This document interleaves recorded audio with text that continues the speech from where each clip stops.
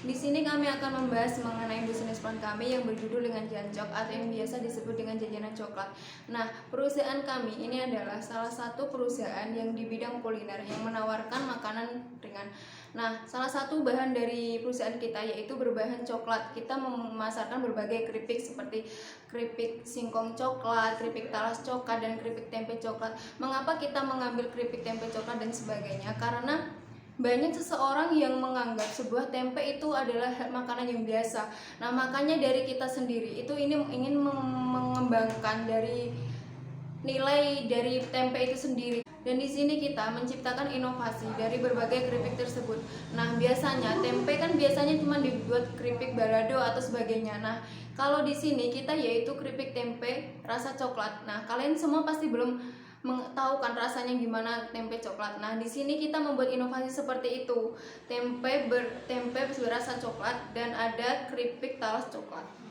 Untuk pengemasannya, kita menggunakan sanding pouch yang mana zipper atau klipnya itu bisa menjaga kerenyahan dalam keripik tersebut untuk sampai ke tangan konsumen. Dan produksi kami ini dari bahan-bahan yang sangat alami dan tanpa pengawet. Kami berharap aneka jajanan coklat ini bisa mampu bersaing di pasaran dan mampu diterima oleh masyarakat setempat. Sekarang yaitu mengenai visi dan misi dari perusahaan kita. Nah, visi yang pertama yaitu mengembangkan usaha dan menciptakan produk yang mampu bersaing di pasar internasional. Yang kedua yaitu mengembangkan camilan keripik tradisional dengan cara meningkatkan standar nilai produk. Yang kedua yaitu misi dari perusahaan kita. Yang pertama yaitu mengkreasikan camilan tradisional dengan mengkombinasikan dengan bahan yang lebih kekinian. Nah, contohnya tadi keripik tempe. Nah, keripik tempe yang biasanya di pasaran itu kan rasa balado, rasa sebagainya. Nah, di sini kami menginovasi dengan rasa coklat. Yang kedua yaitu menciptakan camilan keripik yang inovatif dan berbeda dari pesaing lainnya. Oke, untuk selanjutnya saya akan menjelaskan tentang deskripsi produk. Bisnis ini merupakan bisnis di bidang camilan atau jajanan keripik yang sering dianggap remeh karena sering diperjualbelikan di pinggir jalan. Nah, di sini kami mengkreasikannya dengan salah satu bahan yang kita anggap mampu mengangkat derajat dari keripik itu sendiri, yaitu mencampurkannya dengan coklat, di mana coklat itu dianggap sebagai jajanan yang bernilai jual tinggi. Jancok sendiri terdiri dari 3 varian, yaitu keripik talas coklat, keripik singkong coklat, dan juga keripik tempe coklat.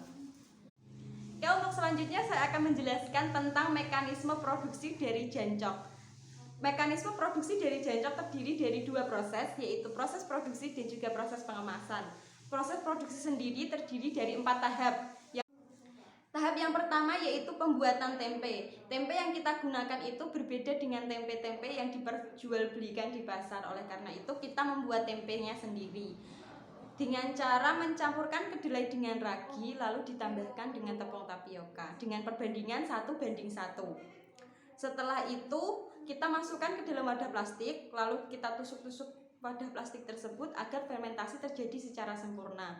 Setelah itu kita diamkan selama 1 malam. Tahap yang kedua yaitu pengirisan keripik. Kita siapkan tempe yang sudah jadi tadi, singkong dan juga talas yang telah dikupas dan juga dicuci. Lalu kita iris-iris dengan menggunakan pemotong keripik agar ukurannya menjadi sama. Tahap yang ketiga yaitu penggorengan keripik. Penggorengan keripik dilakukan dengan cara 2 tahap. Hal tersebut bertujuan agar keripik bisa matang secara sempurna dan memiliki tekstur yang crispy. Setelah keripik digoreng, kita masukkan ke dalam spinner peneris minyak. Hal tersebut kita lakukan agar meminimalisir kandungan minyak yang ada dalam keripik sehingga keripik mampu bertahan lama. Proses yang keempat yaitu pengaplikasian coklat ke dalam keripik. Yang pertama kita cairkan coklat batang, lalu kita siapkan keripik-keripik tadi yang sudah digoreng. Kita tuangkan coklat ke dalam keripik, lalu kita aduk-aduk. Setelah itu kita taburi dengan coklat lagi. Proses yang terakhir yaitu proses pengemasan. Proses pengemasan dilakukan secara langsung setelah pengaplikasian coklat. Hal tersebut bertujuan agar menjaga kualitas dari keripik yang telah kita buat. Proses pengemasannya kita menggunakan standing pots. Selain mempercantik kemasan, kemasan ini juga berguna untuk membuat keripik bertahan lama. Nah, selanjutnya saya akan menjelaskan tentang rencana pemasaran. Yang pertama yaitu ada segmentasi pasar. Nah, segmentasi pasar sendiri ini ada 3. Yang pertama yaitu segmen geografis. Nah, usaha kami adalah usaha rumahan yang bertempat di Desa Semat, Kecamatan Tahunan, Kabupaten Jepara. Nah, di wilayah ini itu terdapat pantai. Dengan adanya pantai tersebut, pastinya banyak masyarakat yang akan berkunjung ke sana. Yang kedua yaitu ada segmen demografis. Jadi, Joncok ini adalah jajanan serba coklat yang dapat dikonsumsi oleh siapapun, baik laki-laki maupun perempuan, tidak memandang agama, suku, ras, dan lain-lain. Nah, yang ketiga yaitu ada segmentasi psikografis. Nah, masyarakat dengan berbagai perilaku, kelas sosial, gaya hidup, serta kepribadian dapat menikmati jajanan coklat ini. Nah, coklat ini sendiri itu mengandung substansi fenilamin yang dapat meningkatkan sekresi dopamin sehingga dapat memberikan efek moody pada diri seseorang. Nah, dengan mengkonsumsi coklat juga dapat mencegah dari penyakit serangan jantung dan juga meningkatkan daya tahan tubuh. Yang kedua yaitu ada strategi pemasaran. Nah, yang pertama yaitu strategi promosi. Nah, strategi promosi yang kami gunakan yaitu strategi promosi gabungan, di mana kita menggabungkan dari strategi personal selling dan sales promotion. Yang pertama yaitu personal selling atau penjualan pribadi atau penjualan secara offline. Nah, dengan menggunakan metode ini diharapkan dapat mendekatkan pelanggan dengan penjual melalui jalur pendistribusian barang. Yang kedua yaitu sales promotion atau promosi penjualan. Nah, strategi ini dilakukan dengan komunikasi secara langsung dari penjual dan pembeli yang diharapkan mampu mempengaruhi pembelian dari konsumen yang sesuai dengan keinginan dan kebutuhannya.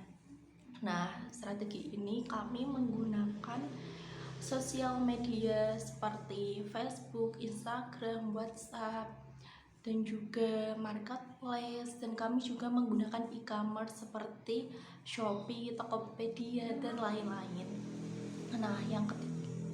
Nah, selanjutnya yaitu strategi distribusi. Nah, pendistribusian yang kami lakukan yaitu pendistribusian secara langsung, di mana kami sebagai penjual menjual barang dagangan kita secara langsung kepada konsumen, baik offline maupun online, dan kami juga menerima reseller dan dropshipper. Selanjutnya yaitu ada aspek anggaran dan keuangan. Aspek anggaran dan keuangan sendiri dibagi menjadi 3 bagian.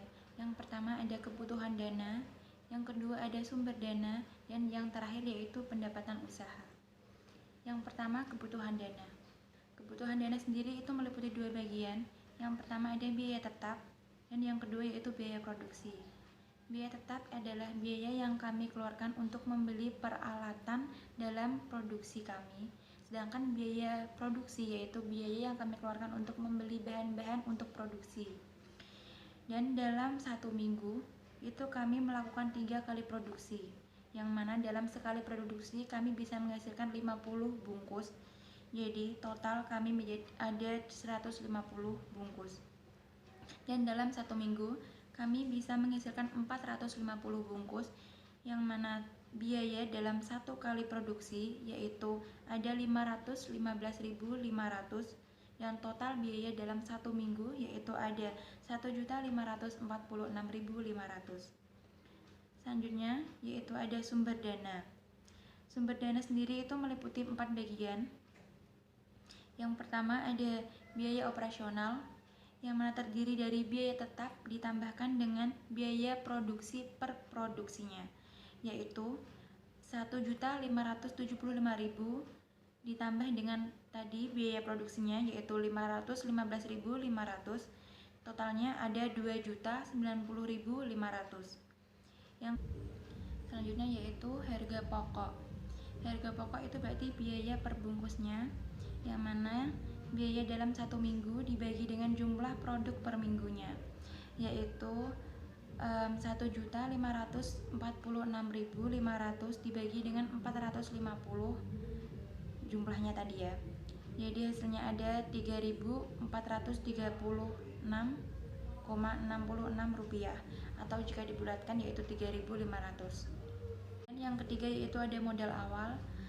Modal awal itu terdiri dari biaya tetap ditambahkan dengan biaya dalam 1 kali produksi, yaitu ada 1.575.000 ditambahkan dengan 515.500, jadi ada 2.090.500, atau biaya modal awal ini itu sama dengan biaya operasional tadi ya. Nah, selanjutnya yaitu ada biaya pemasaran. Jadi setiap kali orang berbisnis atau berusaha itu pasti melakukan yang namanya pemasaran atau juga promosi.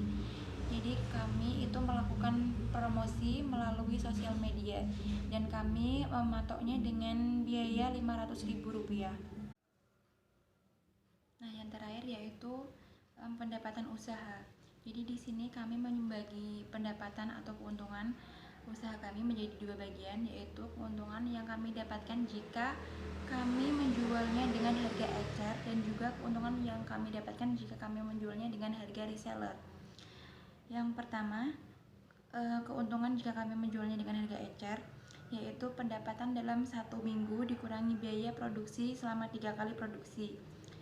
Itu ada 4 juta dikurangi dengan 1.546.500. Itu ada 2.454.500. Itu keuntungan yang kita dapatkan jika menjual dengan harga ecer. Sedangkan jika dengan harga reseller, yaitu sama pendapatan selama 1 minggu dikurangi dengan biaya produksi selama 3 kali, yaitu 3.100.000 dikurangi dengan 1.546.500 rupiah, yaitu ada 1.554.500 rupiah. Jadi pendapatan per bulan kami itu keuntungan 1 minggu dikali 1 bulan, yaitu ada 2.454.500 dikali dengan 4, karena kan dalam 1 bulan itu ada 4 minggu ya. Totalnya yaitu 9.818.000 keuntungan kami.